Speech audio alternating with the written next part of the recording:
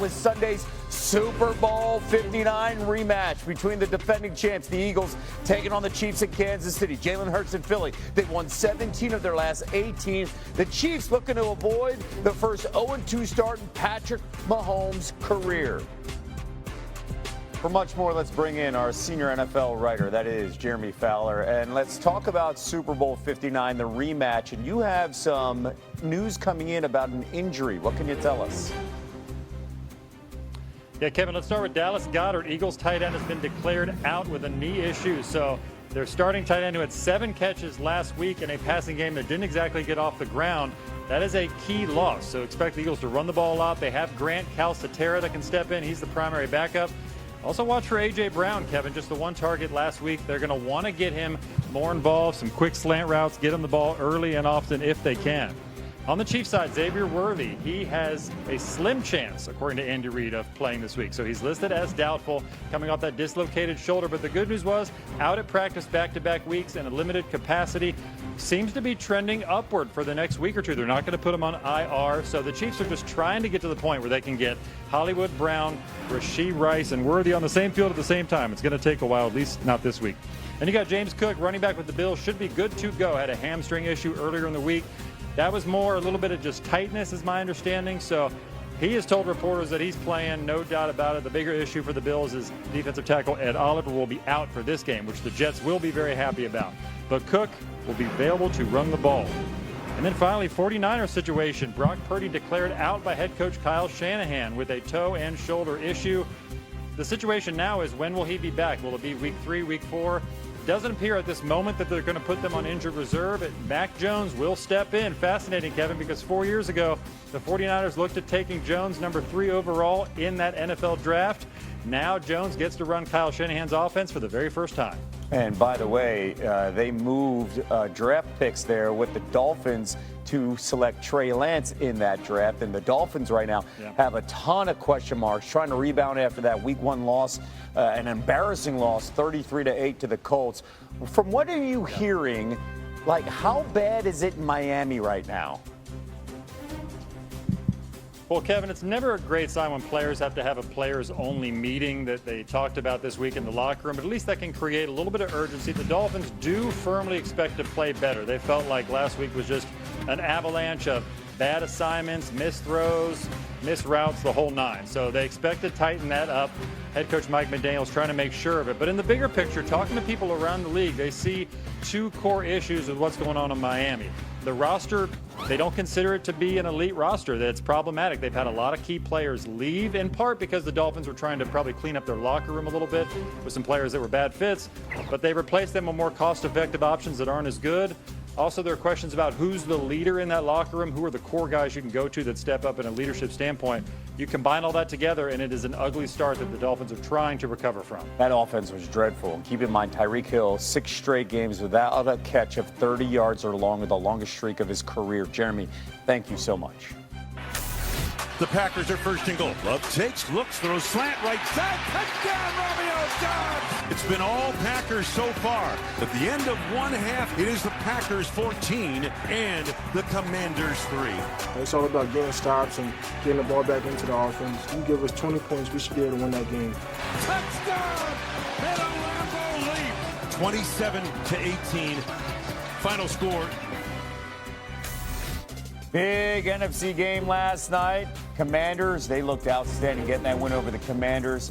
Came at a cost for both teams. Green Bay receiver Jayden Reed broke his collarbone, will miss considerable time. And Adam Schefter reporting that Washington running back Austin Eckler likely tore his Achilles tendon. That's not good. And the odds makers, they like the Packers so far this season. Not only are they the current favorite to win their division, the NFC North, but they are tied for the best odds to win the NFC and have the second best odds to win the Super Bowl, something they haven't done since 2010.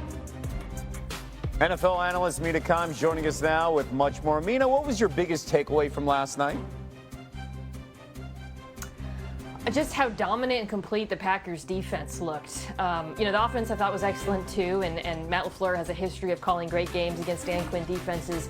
But this Packers unit, all 3 levels I thought played so dang well. You really see the force multiplier effect that Micah Parsons has on the rest of the pass rush. Players like Devontae Wyatt, Rashawn Gary stepping up because they get one-on-ones. But on the back end, I think it was the play of these Packers corners that surprised me the most.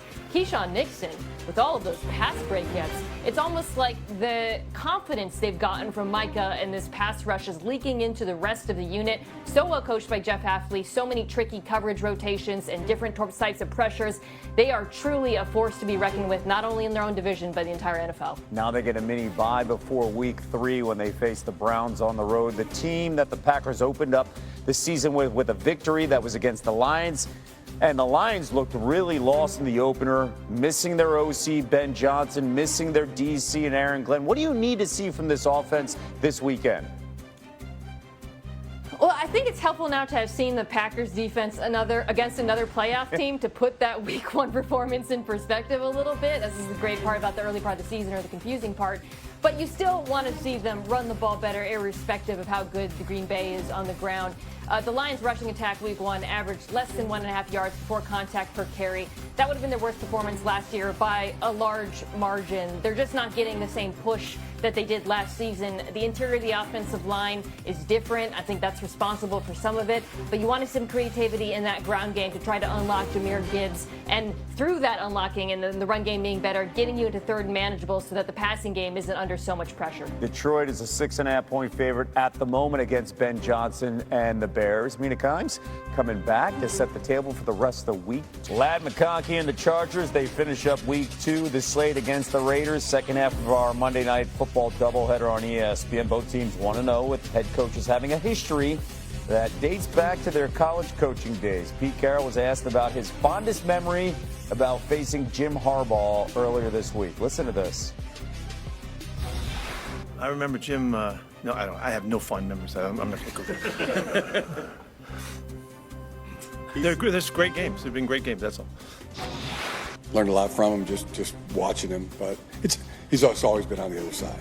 When I was a player, he was a defensive coordinator, head coach somewhere, and then when I was coaching, we were trying to gouge each other's eyes out. You know, I mean, it's like in the competitive spirit of that.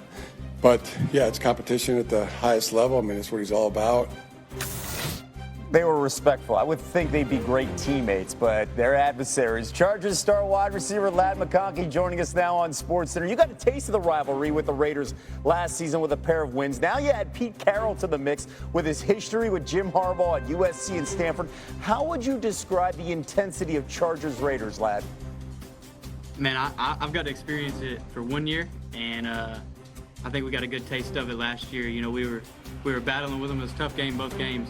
So I expect nothing less. And then obviously that little piece with Coach Harbaugh and Pete Carroll, you can tell they're both ultimate competitors. So it'll be a fun one. Yeah, and on the other sidelines of this game is your former Georgia teammate Brock Bowers. He set records for tight ends as a Raiders rookie. What makes Brock so successful? You saw him play back in the day. Yeah, he's a stud. Not many tight ends, not many people can do what he does on the football field. So I'm super excited to meet up with him. But while we're out on the field, I don't want any part of it. And by the way, both you guys are going to be rooting for the Bulldogs of Georgia tomorrow in Knoxville when they face Tennessee. Gunnar Stockton was in the quarterback room when you were in Athens. Give us a scouting report on Gunnar.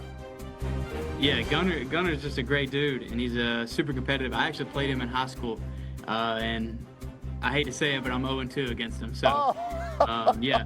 But no, he's going to lead those guys, and they're going to be ready. I know Coach Mark's going to have them ready, and I'm excited to see it. Hopefully we get to, watch a little bit of it, catch the back end. So, super excited. What makes him a good quarterback? He can do a little bit of everything. He's a true dual threat. You see him make plays with his legs, make off-balance throws, and then guys just rally behind him. Like, he's just a leader.